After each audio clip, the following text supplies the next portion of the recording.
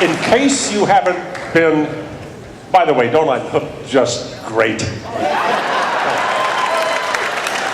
In case you haven't been paying attention, we have a new lexicon in Washington, D.C. We have been treated to, and this is official administration phraseology, we no longer have a war against terror. Seriously, we have overseas contingency operations. You know that. Okay. We no longer have terrorist acts. We have man-made disasters. So, you know what?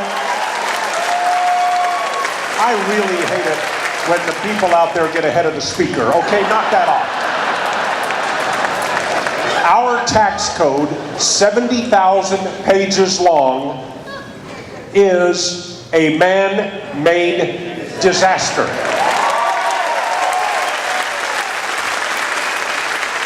According to the official Obama definitions, our tax code is an act of terrorism against the people of the United States.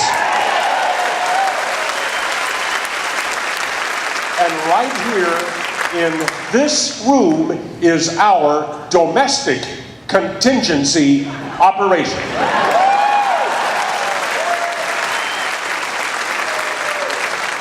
So today is April 15th. Did any of you run the test on your colleagues today?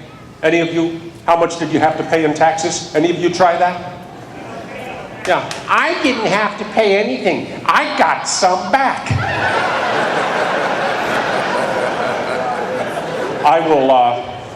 I will never be in political office. You've already heard from one congressman. In a while, you're going to hear from the next president of the United States.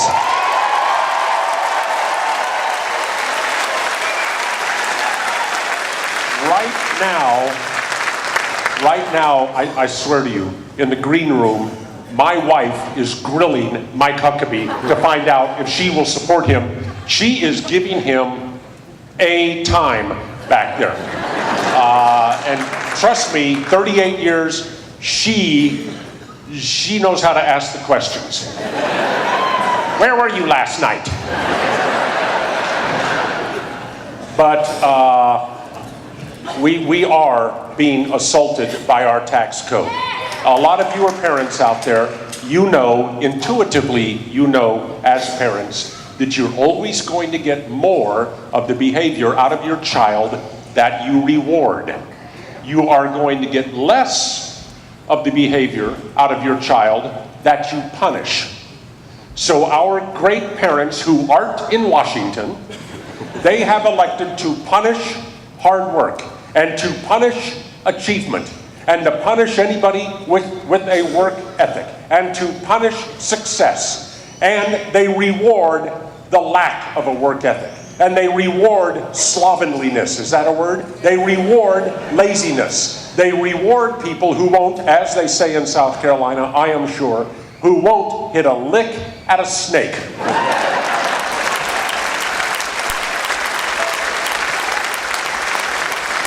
And this behavior can only lead to disaster. Now, I don't have to sit here and explain the fair tax to you. As a matter of fact, I went through about a 40-minute description of the fair tax on my show today. I hadn't done that in about 6 or 8 months. Sometimes I get this impression that, oh, you know, the people don't want to hear. They're going to turn off the radio. You know, my primary responsibility there is to get listeners so we can play commercials for them. And if I go through endless descriptions of the fair tax, they're going to tune into something else. Polka music here in South Carolina. But they're going to tune into something else. It doesn't do me any good. But then the emails started pouring in from people saying, thank you. You've been talking, you know, they just tuned into the show the last couple of months. You've been talking about it. Thanks for explaining it to us again. But let me say this. The fair tax, and this is what politicians hate about it.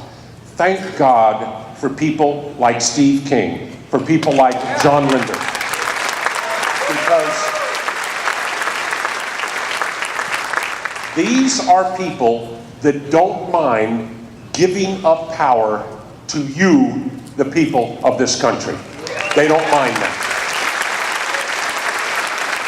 But most of the people up there do mind. And they know the fair tax is the largest transfer of power from the politicians to the people in the history of this nation.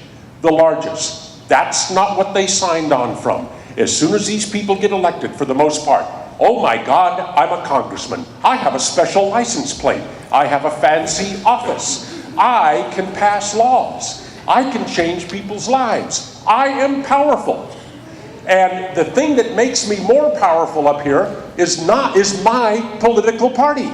So I am going to have first allegiance to my political party, secondary allegiance to my own quest and desire to maintain this power. And in the meantime, those people out there who vote every 2 years, most of them aren't paying attention anyway. And the ones that are paying attention, I'll ship some money their way and they'll vote for me, and I have it made. This has got to stop. It has to stop now.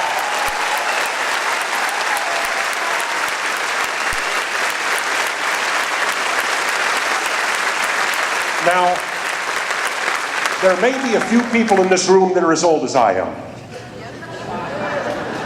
How many Aries in the room, by the way? We are incomparably hot. And if you follow, we are really good at coming up with ideas. We are lousy at implementing them. I am trying to break the mold on this one. Although I didn't come up with the idea, I'm trying to help implement. Really seriously, our republic now, and I'll bet Kelly teaches her students that we're not a democracy, don't you? There you go. Our republic, call it 200 and something, 225 years old. I'm just going to pull a figure out of my hat. But that's pretty close. 1787 was when the Constitution was ratified. I think I have that date right. So there's 13 years, 9 years. Okay, we're pretty close. When this country was formed, there were historians who came over here from Europe to study the great American experiment. De Tocqueville, Tytler, however you pronounce his name. And they watched what was going on over here.